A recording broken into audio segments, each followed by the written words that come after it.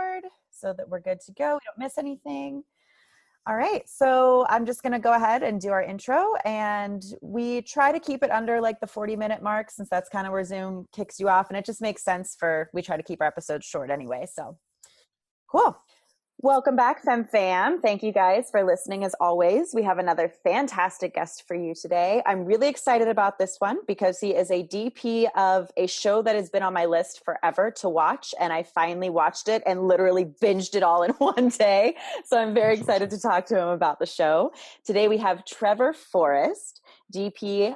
You would know his work at least from Little Fires Everywhere, but I bet you probably know more of his work as well. So we'll have him talk about that. But just to get started, if you can let our listeners know just a little bit about, your backstory, how you got started, how long you've been doing this, that sort of thing. Sure. My career started in England, and the very first film I ever shot was off the back of a series of photographs I had in a sketchbook. And I met the director in a park in London, and he said, "Oh, I love those photographs. Who took them?" And I said, "Well, they're my photographs." He said, "Well, I want the film to look like that." And so that actually, even to like yesterday and the whole of Little Fires Everywhere, has been a process of sharing ideas visually, whether they're the right ones or the wrong ones. It's important because actually it's much easier to know what you don't want than it is to know what you really need. And so it begins a conversation, and that's really been my entire career of collaboration. Starts with ideas.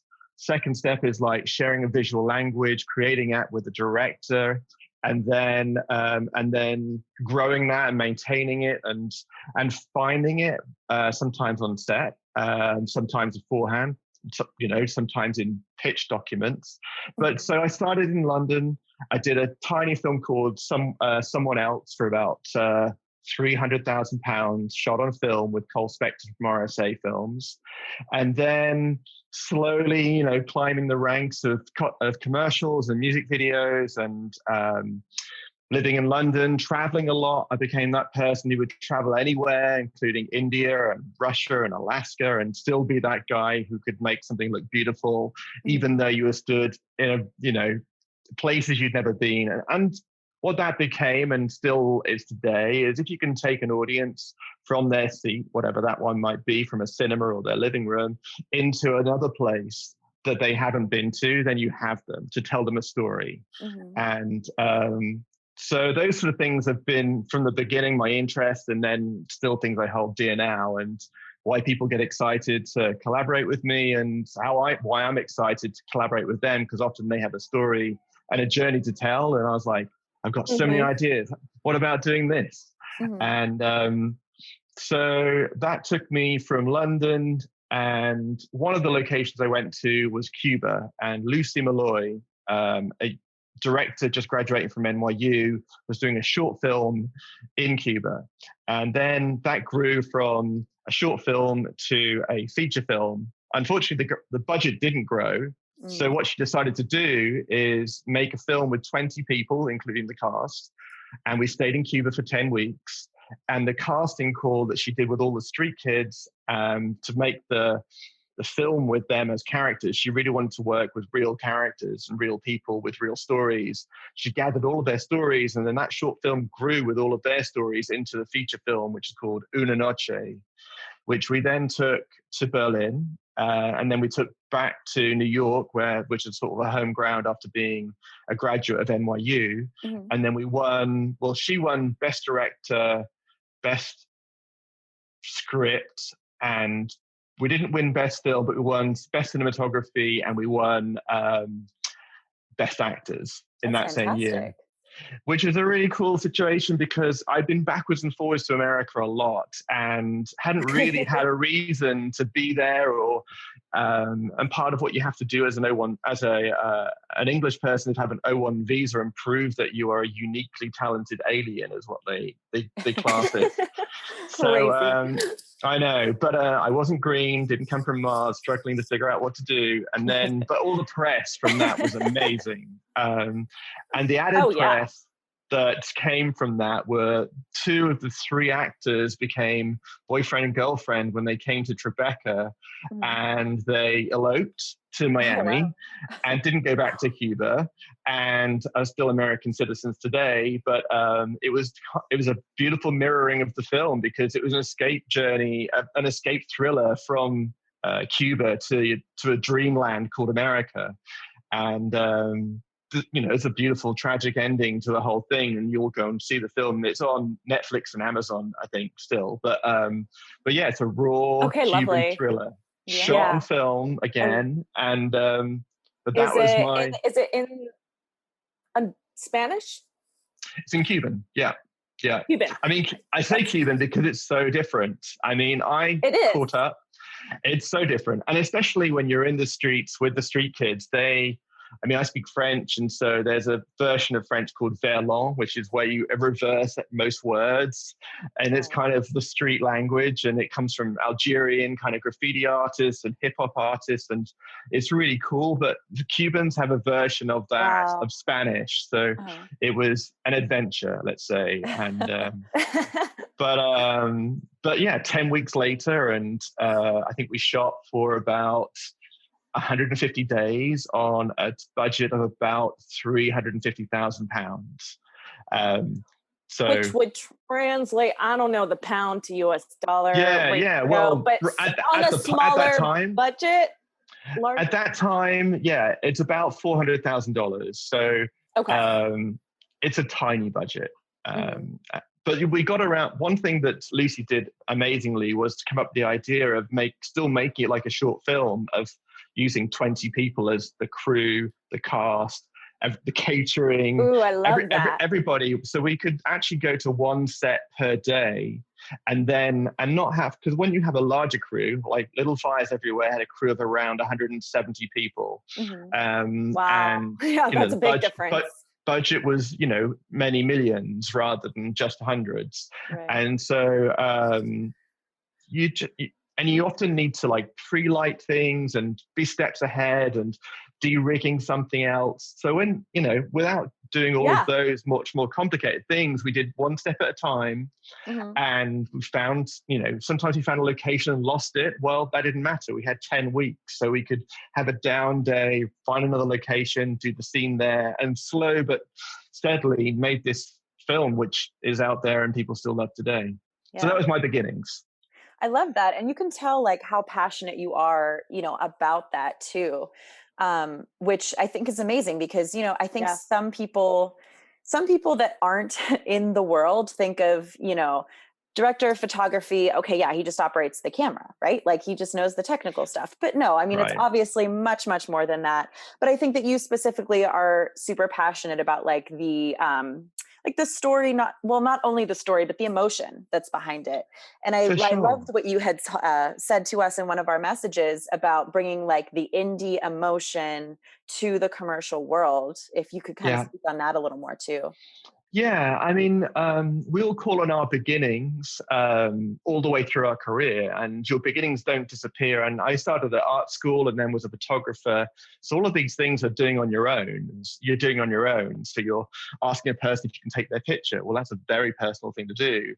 And then, you're interested in, when you're traveling, you hear these amazing stories, and a lot of the stories don't get covered, or, I tend to save them up and have a little sort of stack of stories I know this woman is standing in the middle of a room, but really what's going on behind her eyes? What's her background? What's her life? And it's the inside story of it all, I suppose. And our inside stories are what make us do things. And so instead of just standing back and watching people do this, you would, their actions should reflect what they're thinking, and vice versa. So that's an untold story in the script, if you like.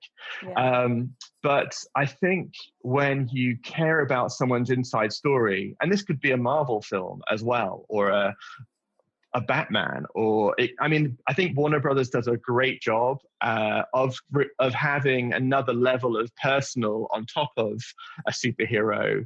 And I think Marvel have an ensemble cast, so it's harder to tell everybody's story all the time. And I think it's going to be a lot easier now that what Marvel are doing television shows, because you can dive into their inside stories. And I think that's really what's happening.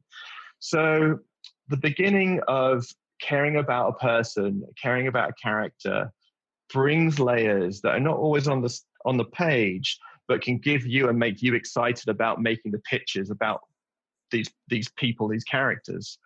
And one of the few things you have to tell, well, in my world or my job, you have camera operating, you have lenses, you have lighting and color or lack of. And all of those things you can use to create a mood, to make it sunshiny when it's daylight, when it's nighttime, should I say. But you can use a still camera to make and have someone leave frame, come back in and make you feel like you're in the room with them. Or you can follow them and feel like you're again still in their head as they're thinking. Like a couple of times we would follow Kerry Washington through the house where she was working with for Reese Witherspoon's character, Elena. And, what was she thinking? Taking all this environment in, especially if you're behind her. So you're seeing exactly what she's seeing at the same time. You can't see her face, but you can still imagine like this palatial interior and how this reflects on how this, mother who brought her child in a small car to a big town and now lives in a house which is closer to living in nature because it, is an old house and has a firelight and a few bulbs and that sort of thing to keep it lit. But they're the 3 or 4 things we always go back to. I mean, every cinematographer goes back to it. Like, what is the movement here? How do we follow this? Do we follow this? Do we let this go? Leave frame. We're in an empty room. And then something comes back in. I mean, David Finch is a master of an empty room and stillness as well. And something going back to Una Noche, the story was unraveling. We didn't write the story every day, but we would be in a new place every day, so you'd want to try and see it.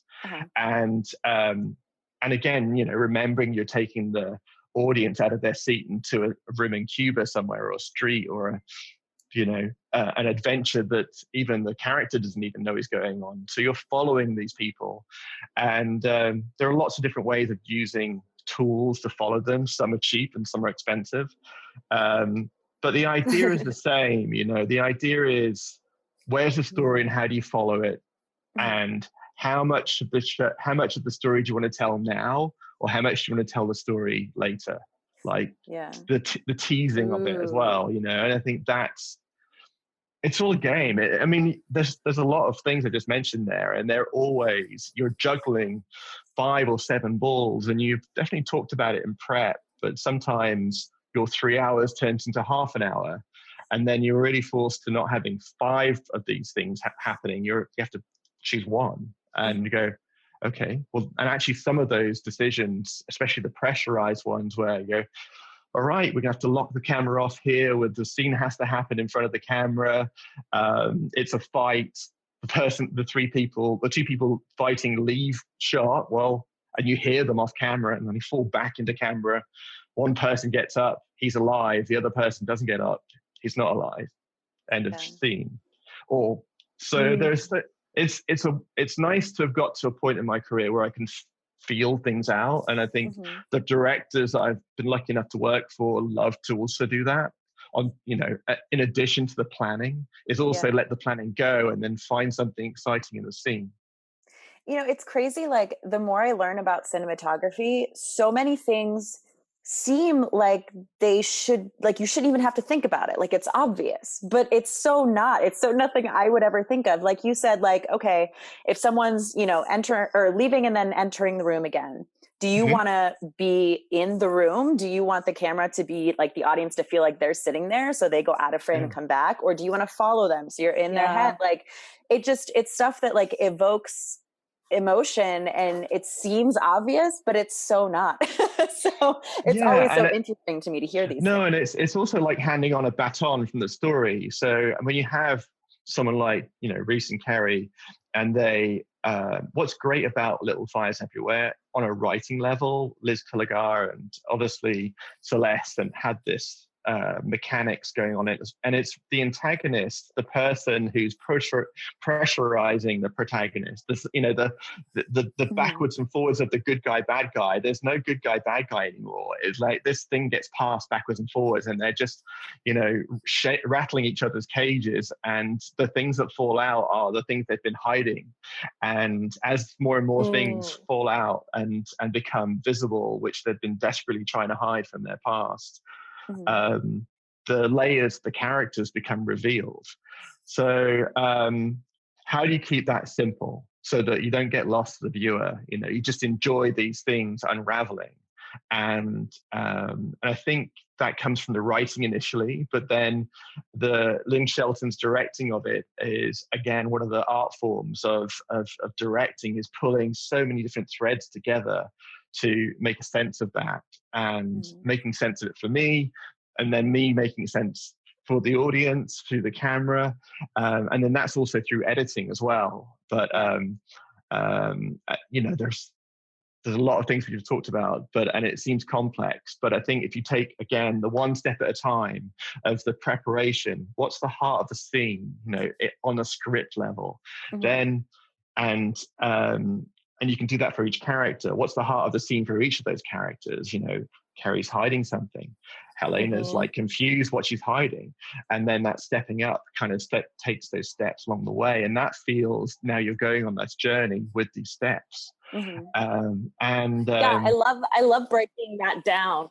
Yeah, exactly.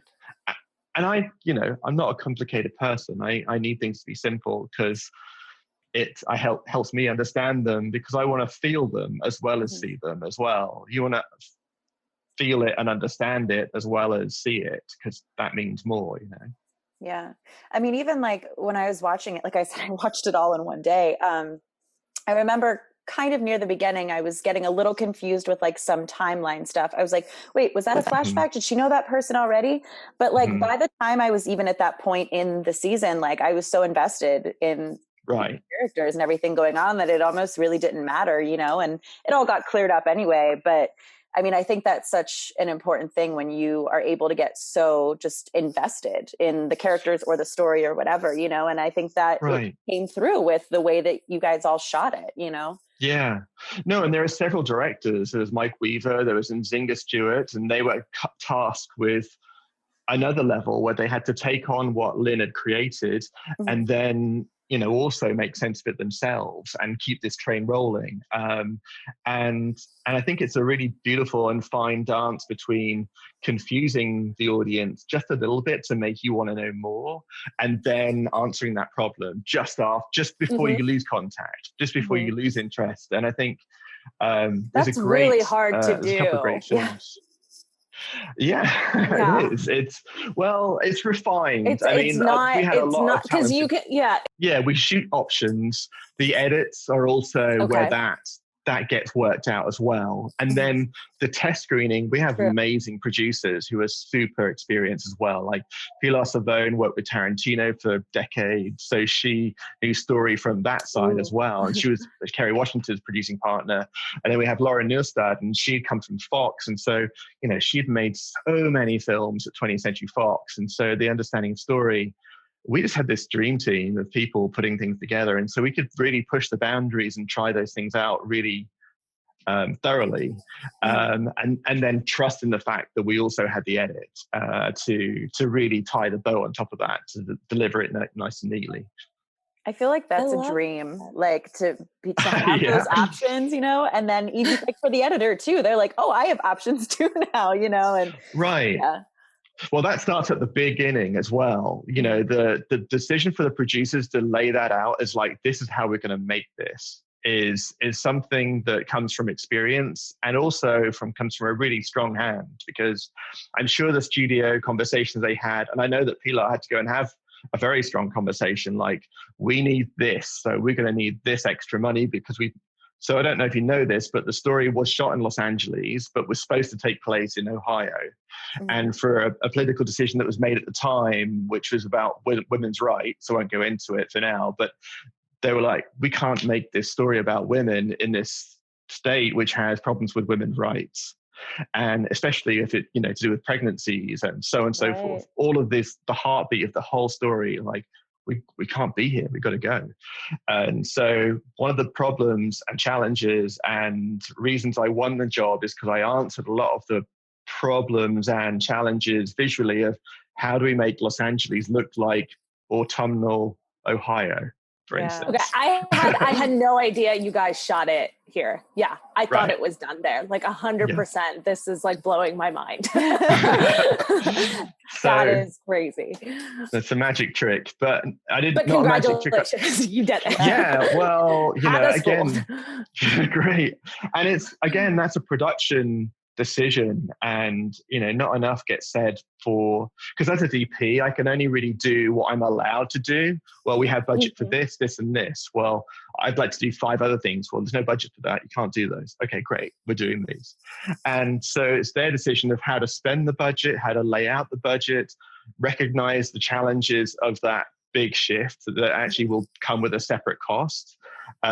It's foresight, and producers and the best producers have that foresight and that vision from day minus 90, because you had 90 days of prep before you even started shooting. So that foresight goes, it's like a mystic kind of trick. Yeah, definitely. So do you find that from transitioning from the indie world to this bigger commercial world, is the difference really, because you kind of broke down the step by step, and that seems like to have a successful end product, you always have to, go back to the script, the story, the characters, the consciousness behind everything. But the difference then kind of falls into budget and scale of the production set. And is that kind of where there's like maybe advantages and disadvantages in either or? For sure. I think, each job has a tool. And to do a project like Little Fires needed a certain amount of tools. And, as a cinematographer, you're also one of 3 bosses that, run the show and create the show and collaborate with the other 2 bosses, Jess Kender, production designer, Lynn Shelton, director. There's a few more. There's Liz Pilligar, who's a showrunner and writer, but each one of those people actually has built this amazing team. And my team, they're like a family as well, but they're also super experienced. Larry Sweet came up through Michael Bay and David Fincher projects, David Lynch projects, J.J. Abrams projects. So he's my key grip. I mean, he has got so much history and knowledge and things that I pull on all the time. That's just one person. And then Danny Doerr, my gaffer, he comes from, again, from Coen Brothers films, from working with massive projects with Mike Bauman and people who do like Ridley Scott film. These are people who have all had huge backgrounds, and they bring everything to the table. And as my team, and now I call them my family, really, they generously give it to me, and generously like, Trev, what about this? Or I know you're thinking that, but what about this? And they're always bringing stuff. I mean, I'm the filter that brings them through and makes them specific to the project that I've now interpreted that's in front of us. But you have to be a team leader. You have to choose your team members with care. Treat them with care, because you'll get so much out of them because of that, because they want to bring it for you. And everyone does that. I mean, every single person, like I said, or Lynn was given her team, but she had an amazing team really as well. Mary Howard, line producer, Luke Maxey, first AD, Brad Jacobian. Those 3 have been a family on so many different projects for decades. And so her foundation of assistance was based on all that. So that's a massive project. And I think that's what you need. And as those projects get bigger, those teams just will grow naturally and organically. You might need more hands to be on bigger sets or deal with multiple sets or trickier, bigger tools. But going back to Una Noche, the other end, and it's nice to have these sort of, bookends to a career and bookends, because they're the same thing, really. Like, we couldn't have made, there was actually a film in Cuba shooting at the same time as we shot Una Noche, which I saw later. And they had big lights, they had lockdown streets, they had they'd actually brought extras from Miami to Cuba. And you know, there weren't enough actors in Cuba to make a scene of 200 people, so they had to bring people from elsewhere. What I saw at that film didn't feel like Cuba or the Cuba that we had found. And I think the more you do in places like that, the more it disappears. And so, you know, Laura, our production designer, didn't win an award, but should have won an award for almost doing nothing, because production designer is about making the environment. Well, she found these incredible places and did nothing. And they were amazing because of it. And I think that's a talent of most of the best production designers, is know when to do something, know how to create something completely from scratch, but when not to touch anything at all. Like, this room is perfect. We're not doing anything, you know, that's it.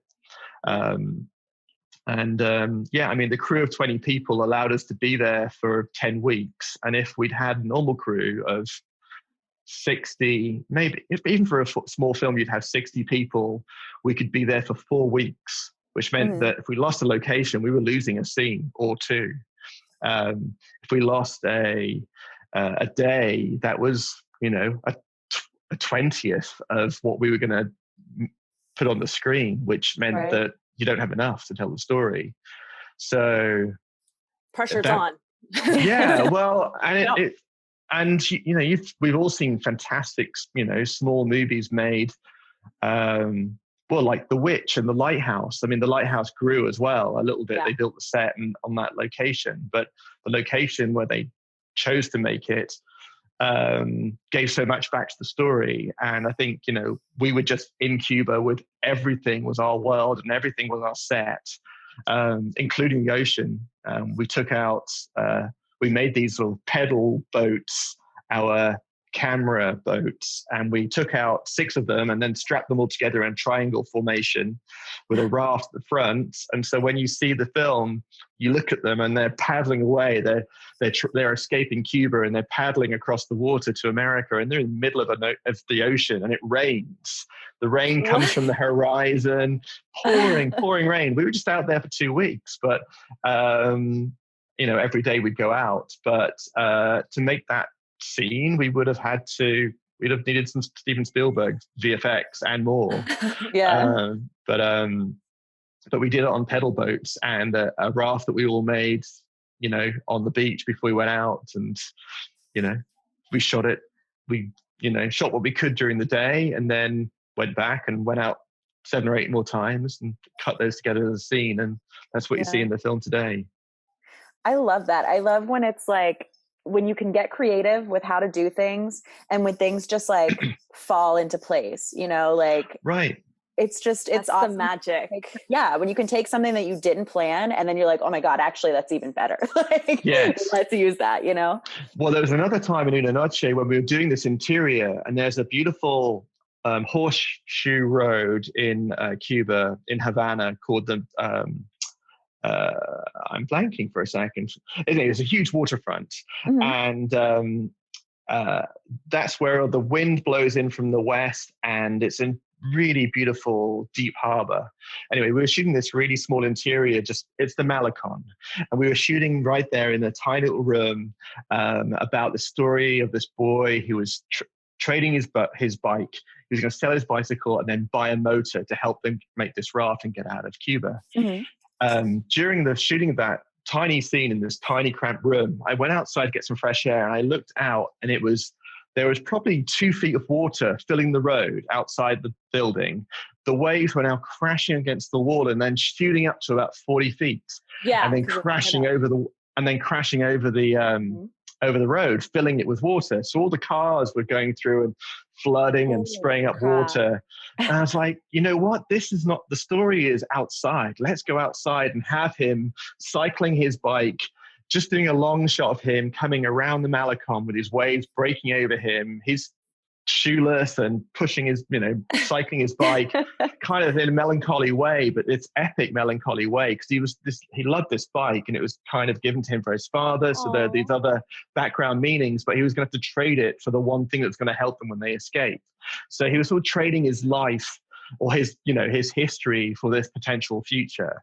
And this, the few shots that we did outside on a long lens in pouring rain with these smashing, they're all in the film, but every frame of it's in the film, but it was the shot to find, rather than just focusing on the small scene, this dialogue scene, which we actually did afterwards.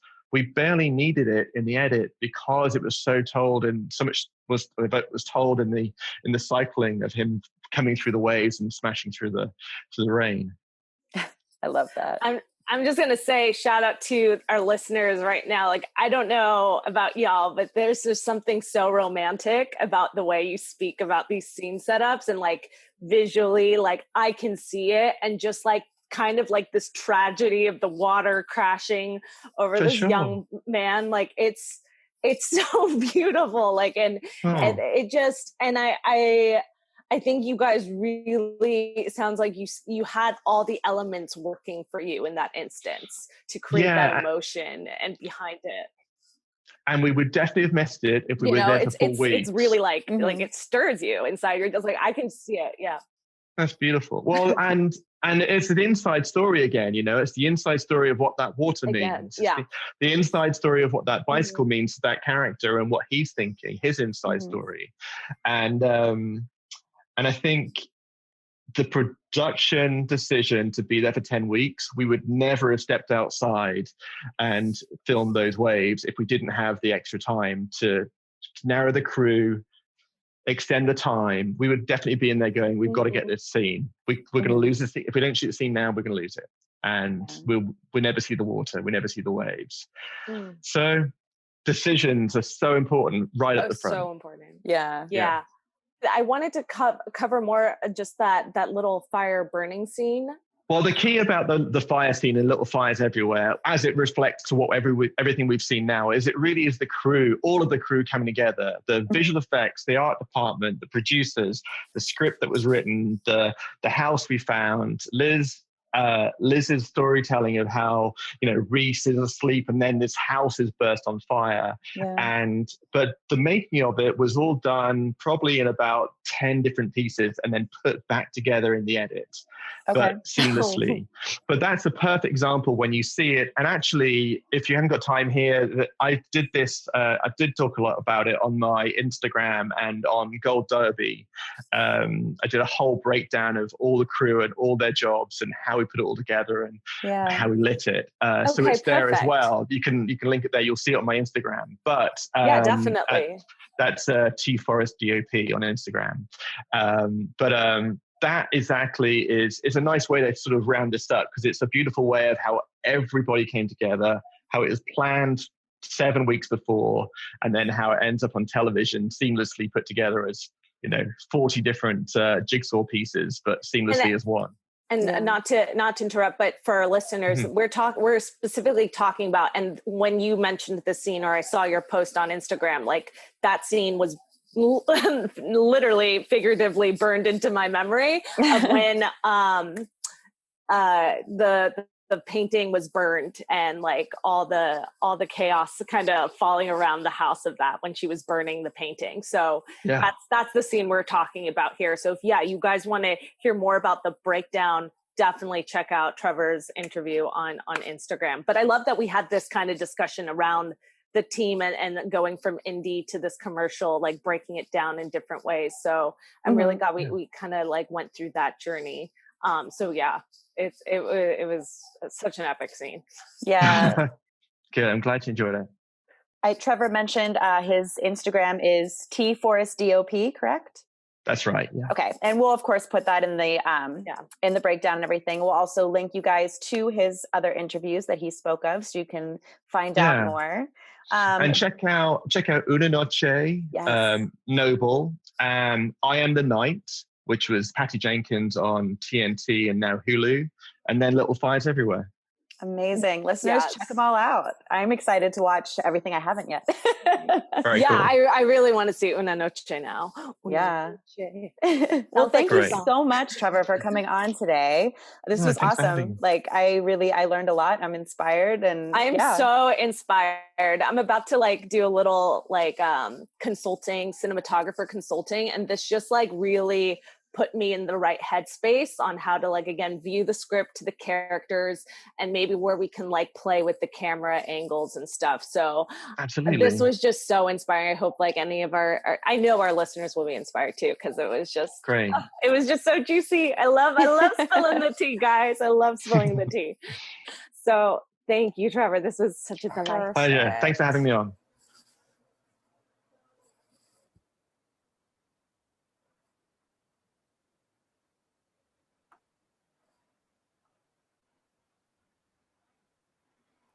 We like to get into the nitty gritty. I loved everything that you brought up, so we will definitely be covering that. So very excited. Yeah.